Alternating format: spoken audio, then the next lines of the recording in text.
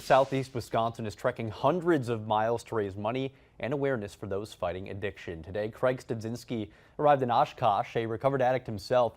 He championed the walk dubbed Lake to Lake 500 several years ago, and the journey will take about 19 days to complete.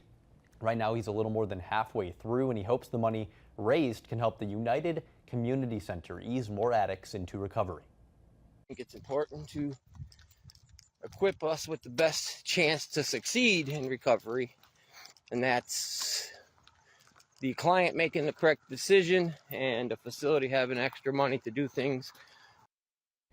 His ultimate goal, fundraising goal, is $10,000. So far this year, $7,000 has been raised. You can find a link to the GoFundMe at WBAY.com, and we'll be right back with your